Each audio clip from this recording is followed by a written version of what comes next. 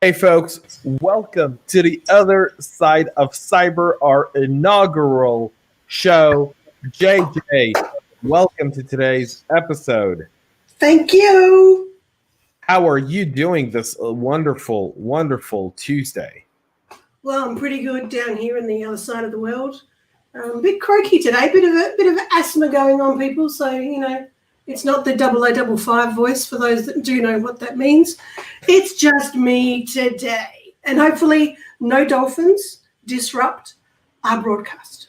Yes, indeed. For those tuning in and watching us, folks, welcome to today's episode. Thanks so much for tuning in, watching us live. If you're watching us on LinkedIn, YouTube, or Facebook, you can comment. We'll see your comments. We'll bring them up. This is an open discussion show. We want to hear from you as well, and it's really important. Today's topic, unusual. So first, I'll give JJ kind of the opportunity to present what the concept of the show is, and then we'll talk about today's episode. JJ, I pass the floor to you. Thank you very much, James. So the whole premise here is to talk about the other side of cyber, which from our point of view is about the human element. So whilst we read and see all these headlines going on about breaches and hacks and state actors doing things and privacy issues and phishing emails and all that kind of stuff, we really want to talk about what happens after that, what happens to the human, and what things do we need to consider as we move forward in this hyper-connected world, although, as we'll discuss shortly, maybe we're becoming less connected these days. Bit of a hint of what we might be talking about today. But every week we'll talk about something different. And James and I are really focused on not making this scripted. This is an outline. This is what are we going to talk about? Okay, go away, do your research, come back, let's chat. And we want to hear from you. So please, as James said, ask questions live. We're here. Anything could go wrong, and it probably will, but we're going to have a great time. Yeah, so just so you know, we're the other side of cyber is also a pun on the fact that we're on two different ends of the world. I'm in, and you're in Australia, and dolphins do interfere with our signals. They do indeed. Yes. So if dolphins start to get smart with us today, we blame dolphins for all of our internet connectivity problems. Correct. See any of our previous podcasts on Tech Corner to get the entire premise of that. So today's show is all about tech censorship and connectivity and big tech. And what does that mean? And what's the movement going? What's the premise behind it? And how does that all come together? And so I know that, JJ, you've done a little bit of work on it. I'm very curious to hear from some of our audience members as to, has any of the recent big tech stuff really changed your opinion on how you use technology? Well, initially from me, thanks, Karen, yes, dolphins are great. Exactly right. We have no issues with dolphins, by the way. No dolphins ever harmed during our podcasts or our show. The interesting thing I found with all of the privacy stuff at the moment is everybody has switched away from WhatsApp. Well, not everybody, a lot of people have, and moved to Signal. And I'm sure, James, you'll talk a little bit more about that in a moment. But one thing I thought, from my personal opinion, and everything we talk about here, guys, is our personal thoughts and opinions, not aligned to anything in particular. Facebook, WhatsApp, the internet knows a lot of information about me. However, the caveat is I'm always cautious about what I post because I understand and I'm aware that once it's out there, it ain't coming back. So that's the interesting thing for me. I find that I'm getting a lot of questions. Should I get rid of WhatsApp? Should I leave social media? What do I do? How do I check it? I had no idea Facebook has all this information and I can find it. It's really quite interesting, James. So that's sort of my point from where we are at the moment. What about you? So today I am now, I think, let me see, 6 hours free of WhatsApp, meaning I downloaded all my data. I made a request to get all my data. I got all my data in a JSON and an HTML file. And I'm actually going to do some really cool stuff with it. I'm going to plug it in. I'm going to data mine my own data to see what Facebook was kind of trying to do. And I'm now on Signal and Telegram. I've been on Telegram for a while, obviously, as a CTI guy. I spend a lot of time there as well, and so I do some of that. But I'm really enjoying. It's weird not to be on WhatsApp. And by the way, the app is almost impossible to delete from your device. It's interesting, though, if you think about it, James, when we think about WhatsApp and we think about the way we're supposed to use all of these platforms. So I had a thought, and as you know, my thoughts can sometimes be a little bit interesting, but I thought, okay, let's have a look at the way we communicate, because this actually comes down to principles of communication. Right. You and I here in this environment would not share our credit card details. We would not share information that we didn't want everybody who's watching live and after to have access to, because we know that's just a stupid thing to do. If we're face to face and I'm purchasing something and you have a machine and it's safe and etc., or if it's online and it's a secure site, although we can question that as well, we behave in a certain way based on what's in front of us. So what would we do face to face versus a phone call? What should be on personal email? What should be on work email? What should be on SMS, Facebook, Instagram, Twitter, LinkedIn? All these things have a place. And I think we've become too one size fits all, just share everything with everyone on every platform. And I think therein lies the issue. Because even though you're downloading everything now and taking it offline, so to speak, it's still there, isn't it? It's still there forever. Facebook still have it. WhatsApp still has it. So with WhatsApp, once you delete your data, they delete your entire user data forever. There's no way to retrieve it ever again.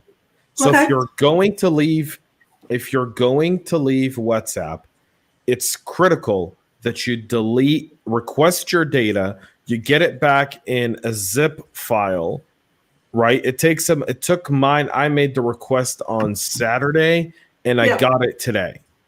And I got the file midday today. All right. I just, half an hour ago requested mine just to see what's there. Yeah. If you go back, it'll tell you you'll get your stuff by this date. Wow. And so you can actually check that out. And so I did that. And I got the file today. I'm not going to complain, right? I mean, I've got it, and my understanding of reading all the terms and conditions by WhatsApp, if you hit delete my account, so it's not okay to just erase the app. You got to go into your settings. You got to, under where you request my account data, it says delete the app. You put in your phone number, and then it'll say, are you sure you want to do this? This deletes everything. That none of this information can ever be retrieved. If you download WhatsApp again, it's like you're starting on a brand new slate. Okay. And all your data is deleted, even on their servers. So they don't keep it. All right. For now. Now, the understanding and the exodus from WhatsApp is the information sharing that they plan on doing effective 6 February of this year. Yep. Yeah. Where all the information, so if I text you, JJ, and you and I text, and then after they won't be able to necessarily see our text because of the encryption, but that's such a vague argument. Right. If you know the WhatsApp encryption, you realize there's a backdoor for it and all kinds of stuff as well. So that's not necessarily true, right? So it creates a whole new sense of them being able to data mine you. So think of all the data Facebook has already on you, from Facebook and Instagram and all that stuff. You had a great little thing here before we started the show. I'll share that. Just bear with me, guys, as I... So when you look at that kind of stuff, when you look at the data that they have, and imagine you and I talk, and then immediately after our conversation, I go to Amazon and I look something up, and you go somewhere else and you look something up. That gives them almost the complete control of everything that you do as a human being. I know. All right, I'm going to zoom in as much as I can here because this is not easy to see. However, what this is, it's from a company called Clario, the company that knows most about you. And what they've done is, this was in October last year, so October 2020, so I still think it's pretty relevant, with one caveat, because now the WhatsApp information that's down the bottom of this list is now right underneath Facebook. This is where we can see that percent of personal data that's actually collected on all the different platforms. So Facebook itself, and I'll read the blue areas quickly at the top. We've got email, name, age, gender, sexual orientation, marital status, race, religious beliefs, live location, home address, employment status, job title, pets, mobile number, landline number, type of phone, hobbies, interests, height, weight, next of kin, mother's maiden name, current employees, past employees, bank account details, salary, social platforms, social profile for friends, social profile hobbies, social profile interests, country of birth, allergies, intolerances, health and lifestyle info. My goodness. Yeah, Mark, I will send you the link. I'll put the link in after the show so that you could get this. This, to me, scared the bejesus out of me. And look, I'm not going to, it's not didn't scare. It was like, okay, I figured they took a lot of info, James, but this is a lot of info. And I think what's more scary is people on Tinder and Grindr, the dating apps, so to speak, there is a whole lot of information that they gather that you wouldn't necessarily think was required. But yeah, My Fitness Pal, I don't even know what some of these are. Credit Karma, interesting. Credit Karma is used in the US to check your credit score. It's a free service that allows you to check your credit score for free. Yeah, and many people use it. And I'm being a security guy, I'm a bit suspicious of anything that's free. So you won't mind if I don't, take it seriously. But if you look at Instagram, Tinder, Grindr, Uber, the amount of data that they take is insane. Think of Uber. I mean, building a profile on someone, right? With open APIs. This morning I talked about one story that's really interesting. I don't know if you guys saw this or not, but a company by the name of Social Arcs out of China. They're a social media management company. They had PII of 318 million records. What? Over 400 gigabytes from social media platforms like Facebook, Instagram, and LinkedIn. I'm sorry. Talk about PII, James. Tell people, some people might not know what PII is, because the other side of cyber is for everybody, not just for the tech world. So what's PII? PII, personal identifiable information.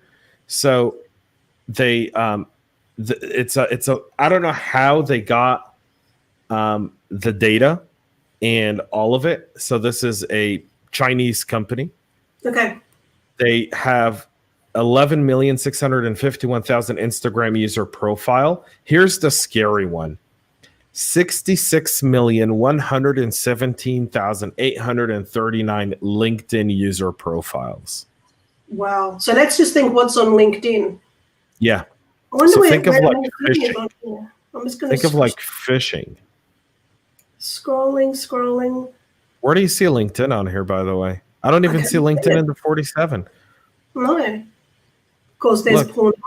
Well, yeah, but porn and WhatsApp right there, but that's See, and this herein lies the reason why people are a bit annoyed, because WhatsApp didn't hold much information prior to these Facebook acquiring them and making these privacy changes. So as you can see, that now is going to sit equal number one with Facebook.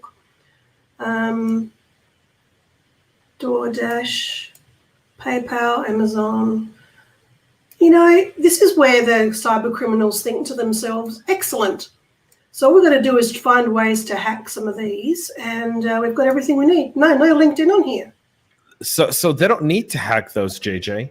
They really don't, because think of it like this. If I'm a cyber criminal, right? And for those that aren't cyber savvy, cyber criminals aren't people wearing hoodies, and I've got a mask here. I can't grab it. It's out of reach, and I won't try. that hide in mom's basement. These guys are very technologically savvy, and they run it like a business. And so here's the story. I am a offensive cyber operational business unit, and I am now going to Facebook and Instagram, and and now LinkedIn, and I'm going to a company like Social Arcs, and I pretend to be a marketing company, and I ask them to mine data for me.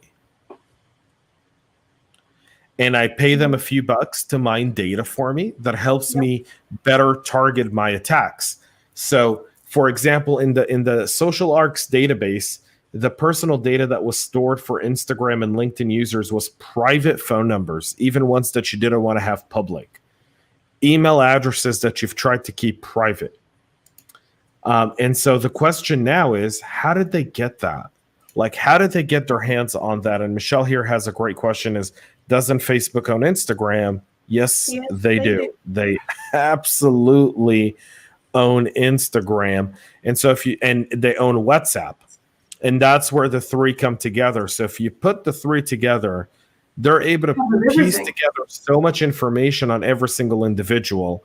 It's almost, what's that Tom Cruise movie where he's the pre-crime Minority Report? Yeah. It's Minority Report style, right? So, I mean, we're not going to get into conspiracies, but I'm starting my deplatforming journey, right? So I'm off of WhatsApp now. By the end of the week, and I'm already off Twitter. So I deleted my Twitter account over the weekend. I didn't really care for Twitter. I never really got into Twitter. I have a business Twitter for the podcast, and I'm keeping that, obviously. Personal Twitter, all my account data's deleted, gone. I'll be leaving Facebook personally by the end of this week as well. I'll no longer have a Facebook account. And as a cyber guy, I'm going through a journey now that's really, really interesting. So we're kind of taught to be in the digital, kind of get our hands on this stuff and really play with it. I am trying a bunch of the new social media platforms, though. So Clout Hub and Weeme and a bunch of other ones. And so I'm trying those, and that's going to be very, very interesting over time to see how those differ from kind of the big tech brands, because it's interesting if a company comes by and doesn't collect this much data but gives you all the functionality. Well, here's the question, James, and this is controversial, I know, but I'm going to ask it. The free speech element, where we look at protecting just our world. If people want to get together in a house somewhere and have a conversation and, plan the destruction of the earth, there's no way to know they're doing that, and that's their choice, and hopefully it never comes to fruition. But when we're looking at a digital platform where we can have an enormous amount of influence by using these platforms, where is the line of, actually, that's not nice behavior? And I know that sounds ridiculous, nice behavior, but there's got to be a line. If you're going to use these things, should you not have some element of manners, hence policies and rules, that sit outside of free speech? So yes. So here's the deal with the free speech argument. And I'll get right into it.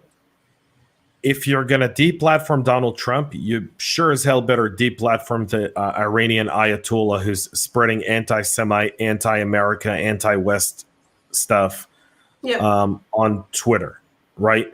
I mean, it wasn't hard for me to delete Twitter, but it sure as heck was very hypocritical.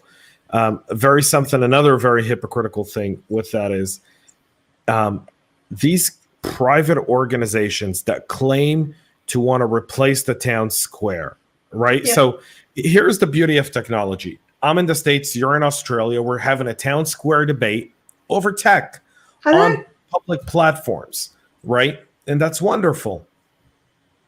Thank you, technology, for doing that, right? Thank you, YouTube. Thank you, LinkedIn. Thank you, Facebook, for connecting these and allowing people from different ends of the earth who may have never been able to do this debate 30 years ago unless they traveled and met somewhere to be able to do it from the convenience of their own homes.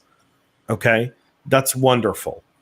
Here's where you kind of have to look at this and say, thank you, but you can't limit speech. There's, like, it's so funny to watch, like, The Purge, as a lot of people are calling it over the last few days. They're purging all these things, but we can't purge child pornography online. Yeah, actually, that's or human trafficking. Yeah. Or sexual slavery. But is that because it sits in a maybe we can talk about this on another episode, the different levels of the web, and when you agree to policies, when you agree to behavior, when you accept and download an app, because everybody reads the agreements, nobody does. We just hit agree. Because we do that, there are rules that we're following, and most of us have no idea what they are, because the majority of people are decent people who will just do not the right thing, but just behave, play nicely in the yard, in the sandpit, as we call it. On the flip side, people who use it for their advantage to do negative things, if, for example, the child pornography was sitting on the likes of Facebook, WhatsApp, etc., they should be doing more to get rid of those things. Just shut them down. Is that what you're saying? So Facebook and Instagram can't even regulate nudity on their own platform. Meaning you have sex workers actively advertising on Instagram and Facebook daily, and they can't stop that. Yet they purge other speech. I mean, one of the shocking ones to me was the walkaway campaign. Brandon Strassa, who's hits every check mark in kind of like the diversity checkbox, who started a walkaway campaign with over, I think, 500,000 people that have joined this campaign. Just people who've walked away from the standard of political parties, a nonviolent group, really a fun group of people. They were not far from my home before the election, and I went to one of their rallies, and it was awesome. They had a diverse speaker lineup. They were talking about different people and their opinions, and it was great to see that. And I believe that that's very, very, very good. But these guys were censored, right? Like completely taken off of Facebook, and you're like, yeah, okay. But yet sex workers are still on Facebook. Yeah. Iranian ayatollahs and people who call for the destruction of others are still on there. ISIS was putting out videos on Facebook chopping the heads of people, and they couldn't shut that down. And now they're shutting this down. So it's the hypocrisy of this where I think a lot of the frustration lies, right? Mm-hmm. And the question is, should government get involved? And this is a really big question. I mean, when Angela Merkel of Germany condemns Twitter, like, you're kind of look at that and you go, wow, like we're in a whole different ball game at this point, where world leaders are kind of looking at Twitter now and going, if you did that to Trump, you could do that to me.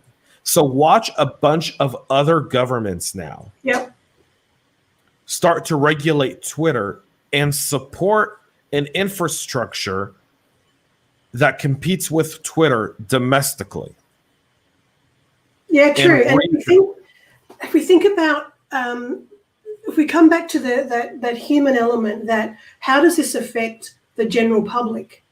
It's like, I'm thinking, for some reason, when COVID happened and we went, remote work, the world did change. It's never going to be the same again. It's the new normal, yada, yada, yada. Now, interestingly enough, everyone's world's changed. So we looked more at, games night came in. There was more connection with families and friends and neighbors. We sort of changed, and I hate to say it, but I'm going to. We pivoted in a new direction. Maybe now this is like a technical pivot. It's okay, let's reevaluate. So like you, James, I don't use Twitter a lot. I'm there, but I'm not into it. I tend to use LinkedIn more. So is this a time to say, okay, what do I really use? What do I need? What information should I be sharing? And pay attention with who owns what, who's trying to censor what, because we tend to just, okay, if my best friend's on Signal, then I better be there as well. We follow rather than actually paying attention and asking some tough questions. Who owns this? What's happening with my information? Who is going to decide whether I can or cannot say certain things? It's like a technical revolution maybe to say, all right, let's change the way we use these things. Because that's a big call for someone in tech to say, I'm off WhatsApp and I'm off Twitter. That's a big call. And it shouldn't be. Well, so I want to address some of the questions we got. So Michelle says, stunning, we're one step away from chips. They can see me riding my bike and when. Yes, they can. They already see you riding your bike and when. That's all part of the gambit. Patrick has a great question. Good evening, Pat. How are you doing? What's the difference again between a private company doing something and a bakery not selling cakes to whomever or whatever? I get confused on the sub-appendix of what a private company can do. Good question. Great question, Patrick. And I want to explain it. So for those who don't know, there was a case of a gay couple that went into a bakery in Colorado, and the baker said, I can't bake you a cake for your gay wedding because it goes against my religious beliefs. They sued the baker, and the baker actually won in court. What? Because it's a private business and they're entitled, a private business is entitled to follow their religious beliefs, right? So the Supreme Court actually ruled that. You can agree or not agree with that, but Patrick's question here is brilliant. So why does the baker get to do it and Twitter not, or Facebook not? So here's the difference. Twitter and the baker, there are plenty of other bakeries. So that gay couple isn't restricted to that one bakery. They can go to plenty other bakeries and get a cake for their wedding. And that was the argument. Like, why are you going to this one baker? If this baker decided to say no to your business, he's entitled to. It's a private business. It's not a monopoly. There's plenty of other bakeries around. Go to any other bakery. That was the counterclaim of the baker in court. He goes, but what you're asking me to do goes against my religious beliefs, and I'm entitled to my religious beliefs. Okay. Twitter, Facebook. Here's where this gets a bit more interesting, Patrick. Twitter and Facebook are not they're private businesses, but they own the public sphere and the public domain, and they hide behind government regulation that protects them, meaning Section 230 of the Federal Communication Decency Act. So what they're essentially saying is you don't have anywhere else to go but Facebook or Twitter, right? So you don't have a lot of other options where there's millions of people, right, where you can express your opinions simultaneously. It's not like there's 10 Facebooks. There's one Facebook. There's one Instagram. There's one Snapchat. I mean, the only reason people are leaving off of WhatsApp and going to Telegram and Signal right now is because of what's happening and because there's an option. But we saw when people were leaving Twitter and going to Parler, everyone kind of almost took Parler down, right? I mean, Parler is still down today. So, you know, we hope they'll be back up tomorrow for the sake of free speech and for the sake of privacy. Those guys are entitled to be able to do business. But this is where that's the difference. So the sub here is the baker isn't hiding behind any federal regulations, and he doesn't have a monopoly on the cake game. He's not the only baker in town. There's tens of, if not hundreds of other bakers in town. But Facebook as a platform or Twitter as a platform are monopolies, and they hide behind the Federal Communication Decency Act in the U.S., which is Section 230, which for a lot of people who aren't American, they hear stuff about in the post and, you know, in the mail and in newspapers and so forth. And they go, well, what is that? So Section 230 gives them protection because they're not a publisher. So if I'm the New York Times and I publish something and I say, you know, JJ's a horrible person because she does A, B, and C. And none of that is true. JJ can sue the New York Times for defamation. Yep. They're a publisher. But Facebook, Twitter, LinkedIn, Instagram, Snapchat, all of those, they're not publishers. They're platforms. So they're kind of viewed as an AT&T or a Verizon, like your telephone company. So your telephone company can't come to JJ and say, hey, JJ, can't make any phone calls because, we don't like who you're talking to.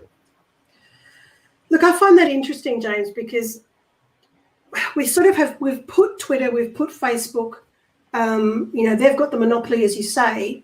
But as far as communication goes, there are so many options to communicate. I think we have empowered these places, these platforms, to control everybody and what we're doing. This is just, coming to my mind right now. So it might sound a little bit odd. However, we're giving them too much credit.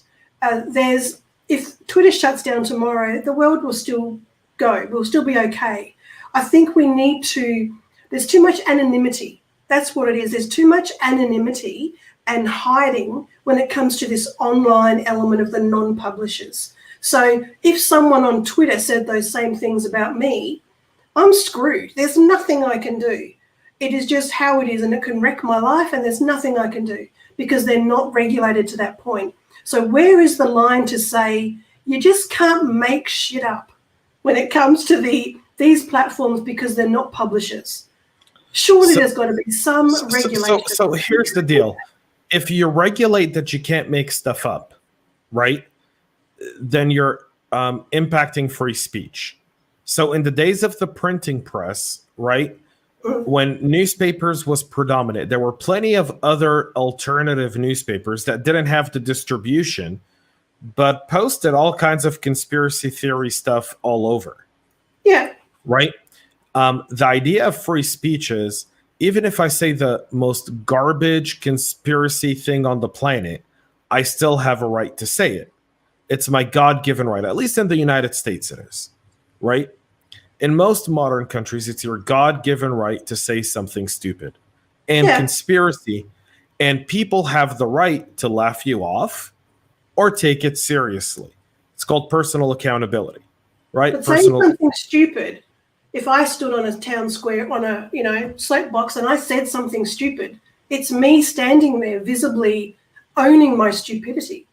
Correct. If I'm going to change my name, have an alias, and be on multiple platforms to cause issues, I personally, it's just like, no, that's not right. And I'm high on the social justice area.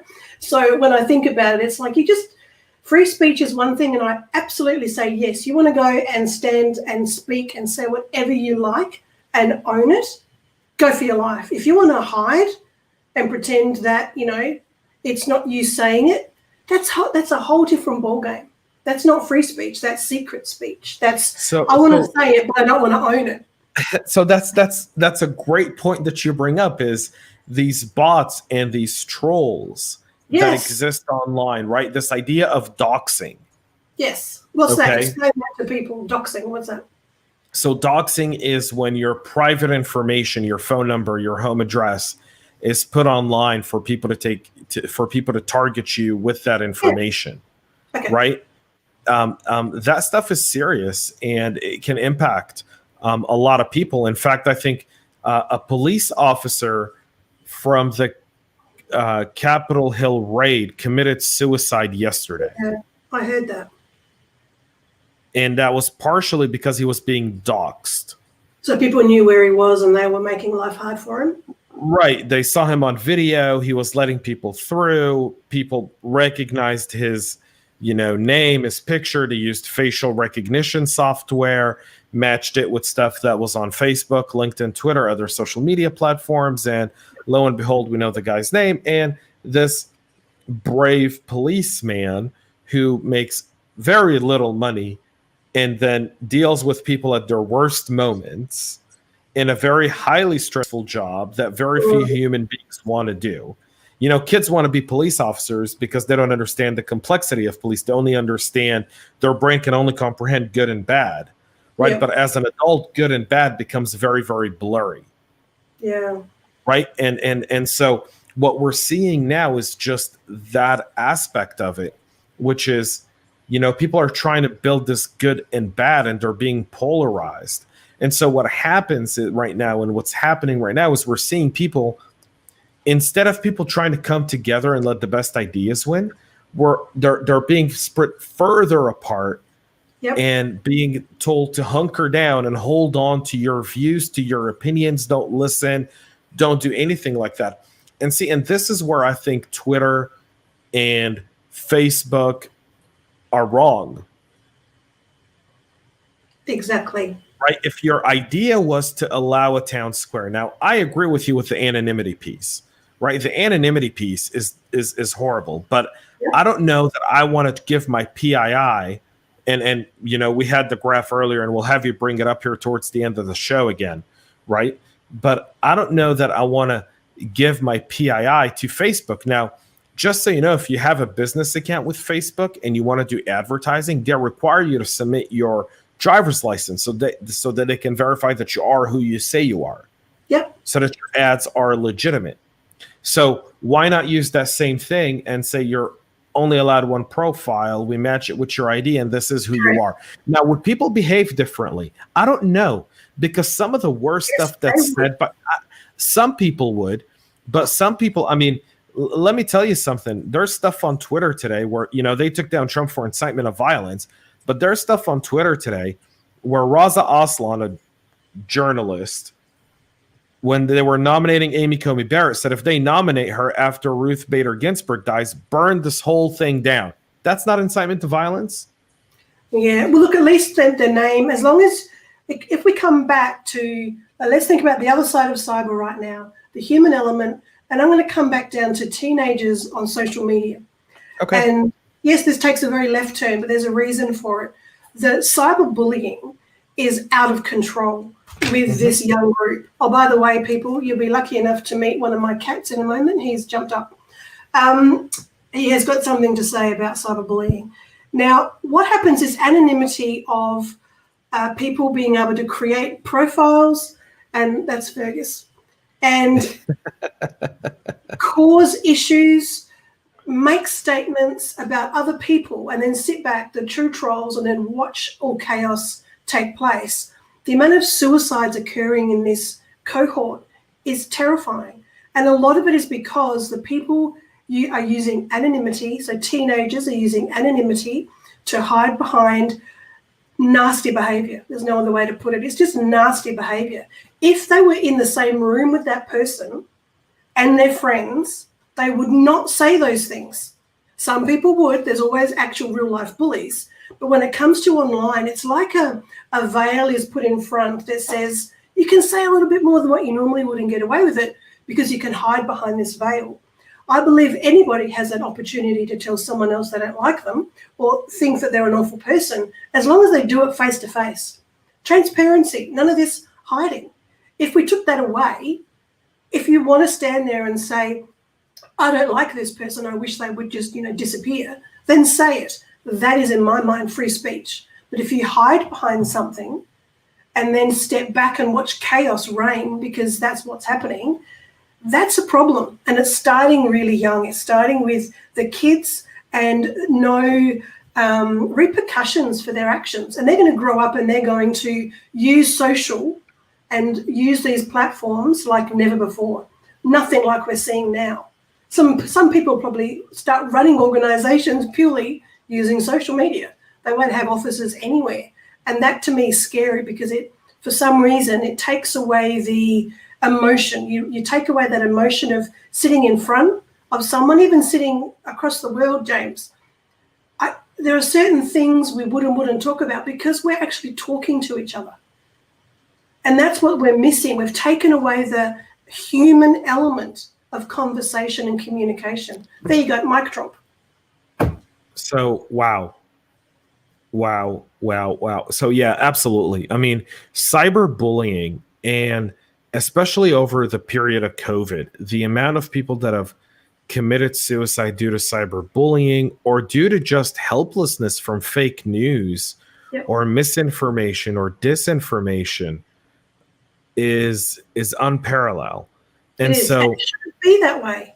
it shouldn't, but then the question lies, and again, this is where the debate, this is where we're between a rock and a hard place, right? This is between what's the right thing to do, but then let's put on our red teamer hat, our black hat, our bad guy hat, and say, how would someone bad take advantage of a positive rule?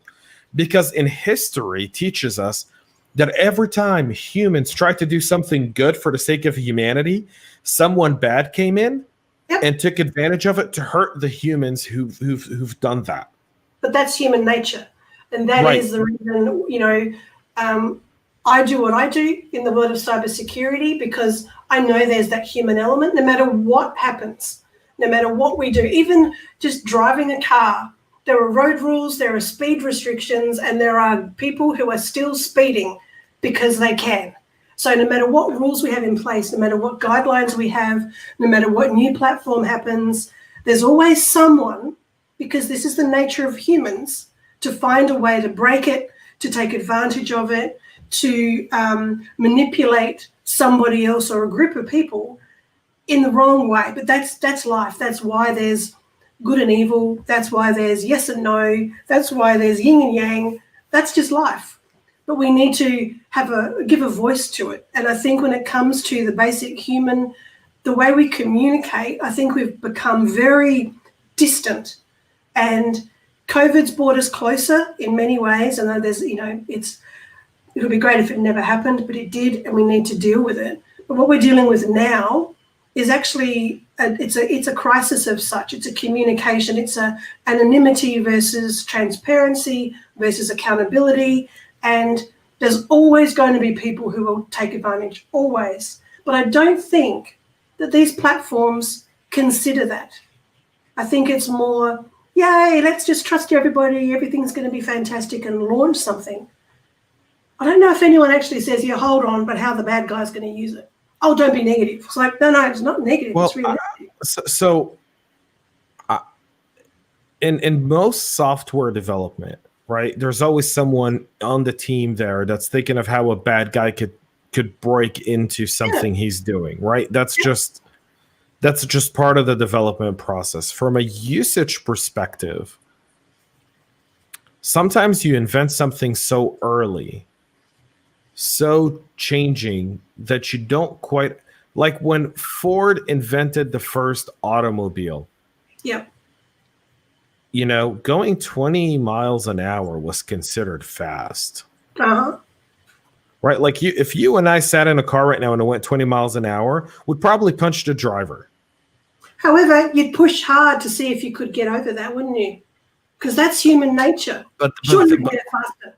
But that's kind of where it's at, right? Is, when they first invented cars, seat belts wasn't something they considered. Correct. Why? Right? Because they didn't think of safety. Because no one fathomed that there would be so many of these on the road that one vehicle would hit another and cause injury. Correct. Right? So when you look at social media and kind of the technology town square of social media and its impact, it takes away the human element, as you stated, but it also takes away some of that personal accountability. So people aren't held accountable. Now, should Facebook be held accountable for something JJ says on their platform? No, God, no. I should. I'm accountable for what I put there. Correct. But is that accountability? So what determines if what you say is harmful? And we have a lot of really cute cat videos on today's podcast, which is great because the internet needs more cat videos. We've lost all cat videos, right? It used to be that you'd go to YouTube and like the first, top 30 of the 100 videos you'd see were all cat stuff. Exactly. Now you barely see one or two. But that's right. Now it's the other side of cyber. Indeed. Smash the subscribe button. Is that what they do? Is that what the cool kids do? The cool kids say, please make sure to subscribe to the podcast if you're watching right now. Turn on the notification bell. So for those watching us on the Cyber Hub Podcast YouTube channel, we do have our own podcast channel called The Other Side of Cyber on YouTube. You should go there and subscribe to us there on The Other Side of Cyber on YouTube, and help us get there so you can tune into the show and turn on the notification bell.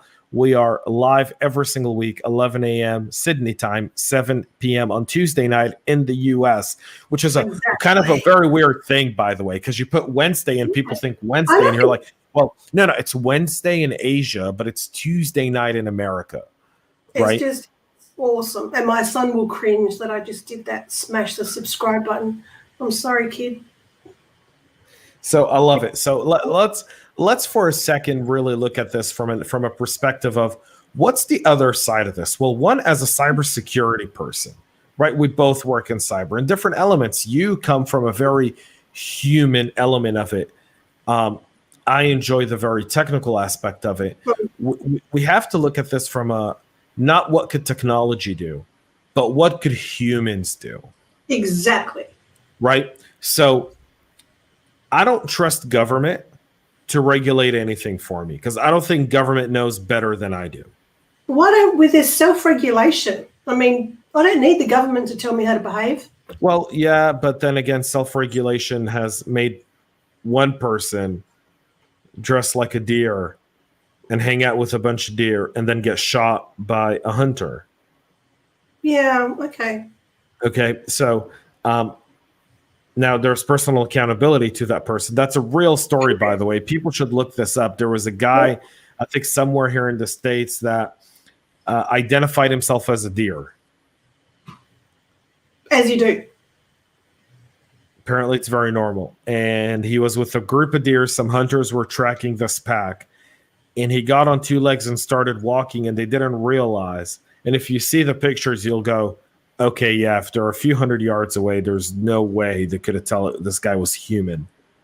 And they shot him. They injured him. And then when they went up, figured out it was a person. So, self-regulation doesn't always work. I think that this comes from the idea of community, right? And it comes from household standards.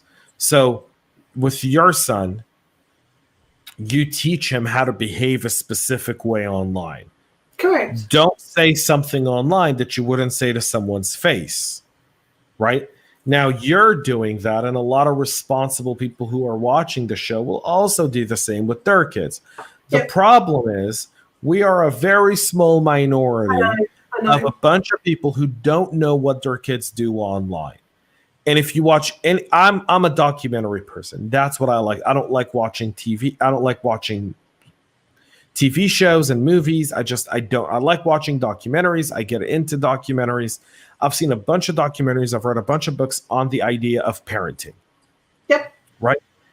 I was watching how parents throw an iPad to their kid or turn on the TV, give the kid a bag of chips, or as you guys call them, crisps. And see, my Australian slang, folks. Ding, ding, ding, ding, ding. Do we call them chips as well? Who calls them crisps? The Brits. The Brits call them crisps. We call chips, and we call chips. But we know what we're talking about. So we call one part of chips as French fries, and then the other part chips is a potato chip, and then crisps. We don't know what that is. We like our chicken crispy. Yeah, that's true. But yeah, your point for taking responsibility as a parent from that looking at those documentaries, they're very eye-opening. There's a couple on Netflix. I think it's still there, The Social Dilemma, and a lot of anything that comes up from a cyber point of view or a tech point of view. I highly recommend you watch them because a lot of us are unaware. Awareness is the key to life. And having knowledge is one thing, but you've got to put it in action. So to be able to talk to people, and from today, everybody who is watching live and will listen to us after on the recorded podcast or even recorded live, take time to sit and talk to your immediate people, whether it be family or friends, and actually say, okay, did you know that all this stuff is collected? And yes, that graph, that with all the information, sometimes people have no idea and they just have to see it to think, oh my goodness, I got to be careful what I do. Take responsibility for what you post, and then there's no issue. If you've done something or posted something you shouldn't have, you know it, and you can't take it back. So either come clean, say, yep, I posted something I shouldn't have, and move on. But the thing is, we can't bring too much emotion into all of this. This is technology, and you can't combine emotion and technology. They actually can't ever meet. And I think there's too much at the moment emotion around all of the technology and the platforms and what they are or aren't doing. And we have to come back to just being human. Just talk to people. Be nice. Don't be mean. So, one, yes, be nice. Don't be mean to people. I agree. I think we have a long way to go with a code of ethics for the internet. Yep. Right. I don't think we'll ever have one. So I think it'd be a really cool project, right? To look at establishing an online code of ethics. Yeah. But then, right? Like, what would that look like? What would be in there? What would people like? Think of it as being like the Constitution for the internet. Yep. So the U.S. was the wild, wild west. They called it a wild, wild west for a reason, right? It was lawless. And as people were behaving lawless in a free society, a constitution came through to set a set of rules. So maybe we've allowed the internet to run its course. And maybe what we need right now is kind of like a Bill of Rights online, or some code of ethics that holds the individual responsible, takes away any sort of decision making from the platforms. The platform just is the platform. You know what you guys should do? Develop more features, more like buttons, more emojis. Make sure the performance is there, and collect less data. And if you're going to collect all this data, pay us for it. Exactly. Because I think that collect a lot less data if they had to pay you for it. Oh God, yeah. We don't have any value on our data. And we've got International Data Privacy Day coming up on January 28th. So that's, international, even though we technically get it first, which is really weird. But I wonder what their focus will be internationally on that day. Will they talk about, here's who's got your data, here's how you can take some element of responsibility for it, here's how you can clean up what people have, and accept that when you use anything and click I accept to continue, this is the type of thing you're agreeing to. And maybe those ridiculous terms and conditions need to be a little bit more simplified. Maybe that first screen, as part of this understanding, this global understanding of how we should use the interwebs, is to say this is the personal stuff we're going to keep. And maybe people would think differently if it was like bullet points, James, to say we're going to take your name, your date of birth, your address, everything you do, and we're going to sell it. People might not press agree to continue to download an app. Well, so that kind of depends, right? So WhatsApp, they played a really funny game here. So what they said is, if you don't accept our new terms and conditions, we'll boot you off of WhatsApp. So you know what people did? They left beforehand. And if you don't think the people in WhatsApp are sitting there now going like, what do we do? What do we do?